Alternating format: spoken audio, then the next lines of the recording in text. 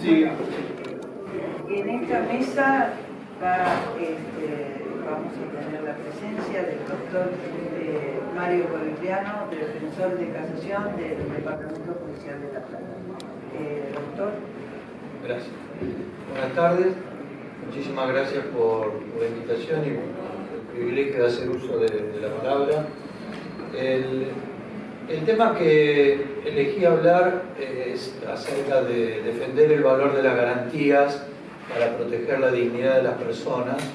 ubicado fundamentalmente y en el marco de estas jornadas en una situación política, social y económica que atraviesa el país y en particular la provincia de Buenos Aires, donde a su vez, con motivo de cumplirse 20 años de la puesta en marcha de una justicia penal que se denomina de tipo acusatorio, se está planteando la necesidad de una reforma integral. De hecho, se ha mandado a la legislatura un proyecto de un nuevo Código Procesal Penal que ya ha merecido algunos comentarios y análisis, pero que viene ahora el debate en la legislatura. Por eso le decía a Damián y a otros colegas que están detrás de este espacio tan importante como es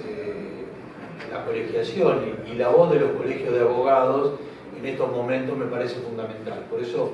compartir con ustedes alguna preocupación de dónde estamos y para dónde vamos fundamentalmente, ¿no? Si uno tuviera que resumir esa preocupación en términos de crecimiento del Estado penal con a su vez un momento de reducción del Estado social por la crisis económica y el aumento de la pobreza, hay ciertos indicadores que a nosotros nos llegan diariamente en el litigio que tiene que ver con un disparo de la tasa de prisionización. Nosotros vemos en las últimas semanas una duplicación de la cantidad de aprehensiones, y no solo en los departamentos judiciales del conurbano, sino también en el interior. Yo sé que acá hay colegas de distintos departamentos, les pido que me corrijan si me estoy equivocando en las cifras, pero nosotros empezamos con la preocupación de turnos de 10 días o 20 días, estoy hablando de la defensa pública, donde se duplicó la cantidad de detenidos. Y esto se da en un contexto de muchos temas que hace pensar que en las próximas semanas y en los próximos meses esto se puede agravar. Me refiero fundamentalmente a cuestiones que se han planteado muy alto en la agenda de las políticas públicas y que las que voy a mencionar a título de ejemplo, y ustedes podrán aportar otras, están teniendo un fuerte impacto en las rutinas policiales y judiciales. Las cuestiones que tienen que ver con la violencia de género, este es un tema que hemos tratado en distintas reuniones en colegios de abogados como uno de los temas que estaban faltando visibilizar y que merecen una atención integral, pero sin embargo encontramos que se ha dado una excusa punitiva para aumentar la cantidad de detenidos sin que esto haya aumentado la protección de las víctimas de la violencia de género. Es decir, hay una cantidad de detenciones muy prolongadas en el tiempo que descuidan otro tipo de medidas de tipo preventiva y reparadoras que son las que realmente necesitan las víctimas de violencia de género, aunque desde luego también en muchos casos desde el sistema penal tiene que haber una respuesta de detención, pero esto se ha exacerbado. Y pongo este ejemplo como el primero para ir más rápido en los otros, en este tema de la excusa punitiva o el crecimiento del Estado penal, como lo estoy titulando, para mostrar el por qué está creciendo la tasa de prisionización en contexto de hacinamiento en comisarías y cárceles, que estamos atravesando una crisis humanitaria en la provincia, en la cual si hay algo que queda muy en evidencia, que no hay respuesta ni la va a haber, porque no hay posibilidades económicas y las decisiones de tipo político que se toman aumentan las condiciones inhumanas en el encierro. Violencia de género, la llamada guerra al narcotráfico. Esto incluye un montón de temáticas que todos conocemos, como tiene que ver con los consumos problemáticos de droga, o a veces no problemáticos, pero problemas que la guerra al narcotráfico incluye, cuestiones de adicciones a veces y de encierro a personas que por tener un problema de adicciones terminan siendo vinculados a la guerra al narcotráfico. Y esto es otro de los factores, junto al primero, en el cual más detenidos se encuentra y que incluso se lo pone como un logro que se esté llevando adelante esta llamada guerra al narcotráfico, que sabemos que fracasó a nivel mundial y en nuestra región claramente, en países como México, Colombia, Brasil, que no les ha servido el camino que nosotros estamos recorriendo. Sumemos el tema de la urbanización de villas, donde nosotros estamos recibiendo un número importante de detenciones ilegales y de armado de causas por parte de policías, fiscales y jueces. Es un número importante donde se pueden desagregar patrones sistemáticos en la construcción de estos casos a inocentes presos y se ha seguido también en esto, al igual que en violencia de género, lucha contra el narcotráfico, en la urbanización de villas se ha seguido un modelo, el peor de los posibles, que es el modelo de urbanización de villas poniendo el liderazgo en la fuerza policial. Esto que nosotros lo vimos claramente en Brasil, con lo que fue el desembarco de fuerzas militares y de seguridad en las favelas, y que llevó a un desastre mucho mayor que el que se quería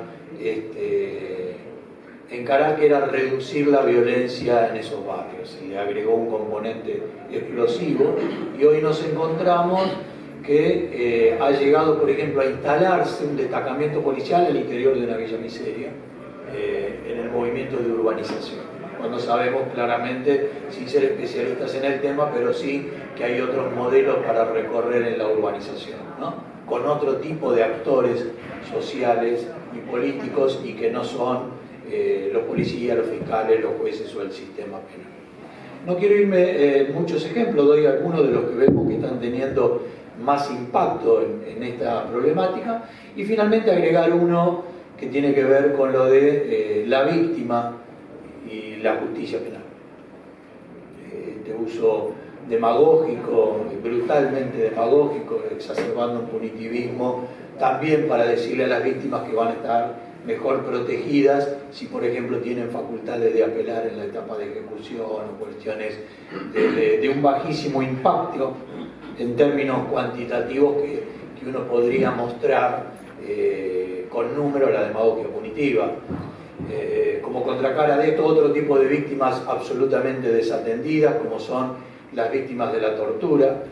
Nosotros llevamos desde el año 2000 un registro de víctimas de tortura. En estos momentos estamos con un muestreo, porque es una parte de la defensa pública que lleva adelante este relevamiento, otros no están de acuerdo o no lo consideran necesario. Tenemos 12.000 casos registrados, 6.000 son conocidos bajo secreto profesional,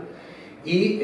no solo entre el 98 y el 99% de estos casos están en el manto de impunidad y coadyuvando la proliferación, sino una desatención de esas víctimas. En muy pocos casos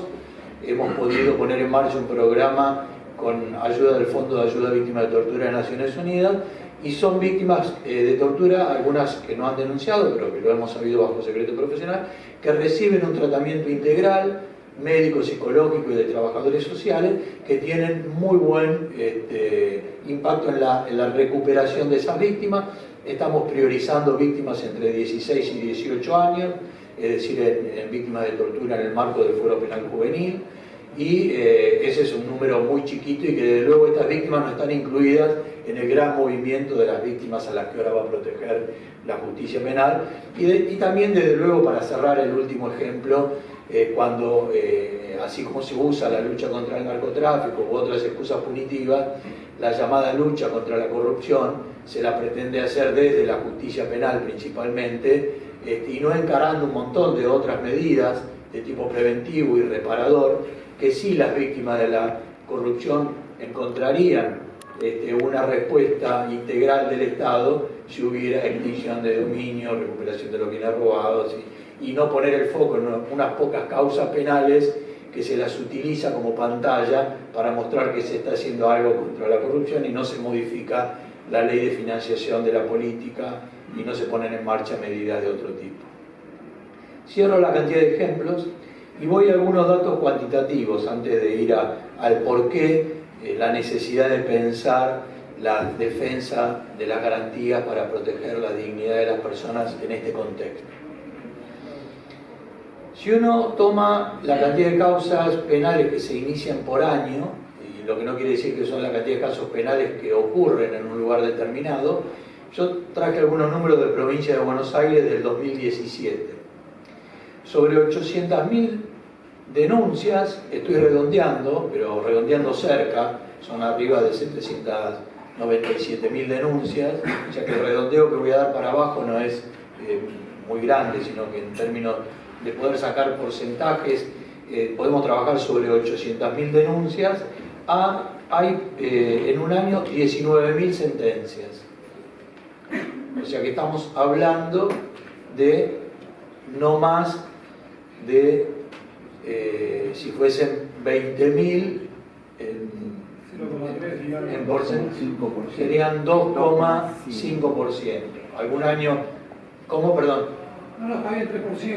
Sí, en algún año da, yo hice 15, 16, 17. En algunos da como 2,65, acá me da 2,50 en cantidad de sentencias por año. Ahora bien, de estas 19.000 condenas, de este 2,5 de casos a los que se le pone el foco en la justicia penal, digo, por eso uno insiste en lo de la demagogia, de que se está hablando del impacto que podemos tener si la justicia penal funciona un poco mejor de lo que está funcionando. No me voy a extender lo que dijo Alderete Lobo en la etapa de ejecución, el otro día analizábamos esto también en la etapa de revisión. Digo, hay todo un déficit en el saber teórico del derecho procesal, que Alderete Lobo lo muestra claramente en la etapa de ejecución, también se ve en la etapa de revisión. No puede ser que hoy sigamos hablando de recursos de apelación y casación. Esto no solo atrasa en lo teórico, sino que en la realidad institucional de la provincia de Buenos Aires no tiene ningún sentido que siga existiendo un tribunal de casación penal, si ya hay casación correccional. ¿Para qué va a haber un tribunal de casación para casación criminal cuando debiera haber, como ya otras provincias lo han implementado, un derecho a la revisión amplio, el derecho a la revisión integral, que respete el derecho internacional de los derechos humanos, con 19 órganos revisores en cada departamento judicial, con una revisión integral y con oralidad? Si seguimos en el marco de lo que yo hoy decía, al pasar lo que llamamos justicia penal acusatoria, sabemos que no puede haber un proceso de tipo acusatorio cuando hay persecución penal pública obligatoria y búsqueda de la verdad real. Lo que se instalan son litigios de tipo adversarial, pero vuelvo a los números. Pensemos que ahora el litigio de tipo adversarial, que es el que se ha puesto en la agenda, como también el juicio por jurado, están trabajando en un número reducido de casos. Si estamos pensando en el contexto del crecimiento del Estado penal y el arrinconamiento del Estado social, ¿no? En estas 19.000 sentencias, 15.000 fueron de juicio abreviado.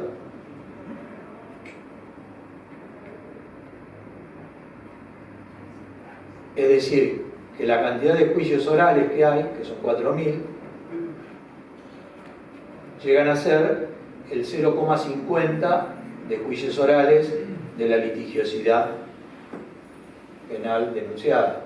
Lo que se gestiona a través del juicio oral. Digo, en lo que vamos a estar pensando en mejorar a través del litigio adversarial, que es necesario, que siempre tenemos que mejorar como abogados y aprender a litigar, pero también hay otros temas de agenda que, como en tantos otros temas, no nos deben encandilar ni distraer la atención, y que todas nuestras universidades y colegios, que son actores centrales y que así lo fueron para poner en marcha una reforma hace 20 años, donde la universidad pública y los colegios de abogados con otros sectores fueron los que opinaron favorablemente, y que hoy, en un momento necesario de revisar la justicia penal, de las cosas que están dando mal, y con un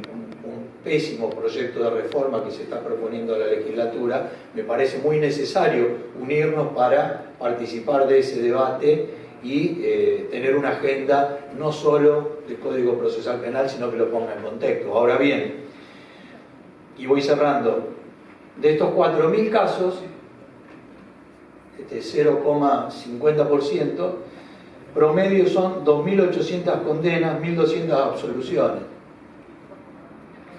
Es decir, un 30% de las condenas en juicio oral son absoluciones. Y fueron 77 juicios por jurado. Ahí no me puse a sacar el porcentaje, si era el 2,5 y el 0,50 sobre 800.000, ¿cuánto es el porcentaje de juicios por jurado en 77? ¿no? Y obviamente uno no puede estar en contra del juicio por jurado y hay que hacerlos que funcionen de la mejor manera posible porque hacen las bases de nuestra democracia. Bueno, pero que no nos distraiga esa parte de la agenda con una agenda más amplia. ¿Y qué me preocupa de esto finalmente? Que hay un 30% de personas que uno puede proyectar hoy matemáticamente, corríjanme, 30% de personas que no deberían estar detenidas hoy en la provincia de Buenos Aires, donde claramente se demuestra el abuso de la prisión preventiva. Si de 42.000 personas el 60% son presos sin condena, si hay 24.000 personas que se presumen inocentes y el 30%, porque es un porcentaje que se viene repitiendo en los últimos 10 años, el 30% de absoluciones en los juicios orales. Estamos en un número muy alto de personas que deberían esperar el juicio oral en libertad, caucionada con las distintas formas de caución, pero de un modo constitucional. Entonces digo, y respetando los 15 minutos, obviamente alcancé a poner los títulos, pero la preocupación desde la necesidad de recomponer una institucionalidad que era necesaria para poner en marcha la nueva justicia penal. Este modelo de tipo adversarial que se propuso en el 97, 98 y que acompañamos con mucha alegría y compromiso, significaba una nueva institucionalidad en las fiscalías, en las defensorías, en las distintas judicaturas, en la policía, en el servicio penitenciario, en el patronato de liberados. Y cada una de estas instituciones tenía un mandato de reorganizarse con nuevas misiones y funciones. Creo que hay que hacer un análisis de cada una de estas, y en el caso nuestro, y celebro hoy al del Lobo también lo mencionó, en el caso nuestro, digo, de la defensa pública, se puso en marcha una defensa pública sin independencia institucional. Al día de hoy seguimos dependiendo del procurador que ejerce funciones fiscales en la provincia de Buenos Aires. Esto hace que haya responsabilidades internacionales de la provincia de Buenos Aires por no estar cumpliendo con la independencia de la defensa pública, y en la provincia de Buenos Aires, por el marco normativo vigente, la defensa pública que nos rige es mixta, no es solo de los defensores oficiales, sino que los colegios de abogados son parte de la defensa pública de la provincia de Buenos Aires. De hecho, están convocados a integrar el Consejo de Defensores, que hace años que no funciona. Debe haber un representante del Colegio de Abogados que integre el Consejo de Defensores, porque en cada colegio de abogados el consultorio jurídico gratuito debe articular, y de hecho con sus más o sus menos, en algún departamento lo vinculan. Nosotros estuvimos brevemente, algo más de 2 años, a cargo de la Coordinación Provincial de la Defensa Pública, y habíamos logrado hacer 18 convenios con cada uno de los colegios de abogados departamentales, validado a nivel del Colegio de Abogados de la provincia de Buenos Aires. Eso desde luego se rompió. Yo creo que la defensa pública, que integramos defensores oficiales y abogados en el ejercicio profesional, la defensa pública es un actor potente si fuera independiente. Si además de ser independiente tiene un enfoque de derechos humanos, ya además sería un actor potente y peligroso para el actual sistema político, porque estamos absolutamente en contra de que crezca el Estado penal y se reduzca el Estado social, y en esto creo que debemos y podemos trabajar juntos para defender el valor de las garantías y proteger mejor la dignidad de las personas. Gracias por la atención.